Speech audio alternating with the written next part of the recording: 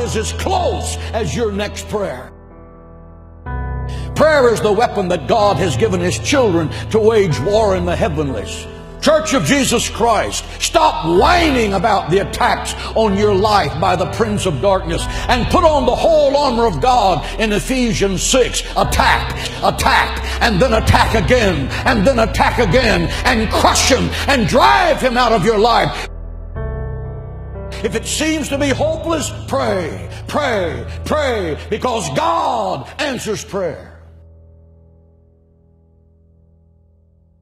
Moses prayed, and the sun was arrested in its courses by the hand of God as Joshua crushed the enemies of Israel. Elijah prayed, and forked tongues of fire laced across the heavens and consumed the sacrifice soaked with 12 barrels of water. Hezekiah prayed, and I'm talking about Old Testament prayer right now. Hezekiah prayed, and 185,000 Assyrians that surrounded Jerusalem, promising to slaughter every Jew in the sacred city. The next morning, Hezekiah rolled out the letter that General Sennacherib had sent to him, mocking his God and mocking the people of Israel. He pulled out his secret weapon, prayer. He laid that letter before the Lord and said, God, your honor is at stake. Let God arise and let his enemies be scattered.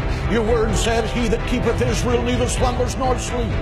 And that night, the death angel from heaven came and swept through the camp of the Assyrians. He smote the sentry standing at his post. He smote the infantry slumbering in their tents. He smote the generals as they made their battle plans to destroy the sacred city. The next morning, when Hezekiah looked over the sacred walls of the city of Jerusalem by the dawn's early light, he saw 185,000 dead men, because the angel of God passed by that night. Why?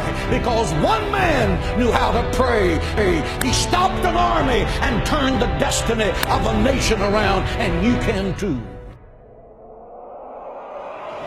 Because Satan is a defeated foe. Christ has given you the keys of death, hell, and the grave. You are a child of God, and the royal blood of heaven is flowing in your veins. You are destined to be more than a conqueror through Christ.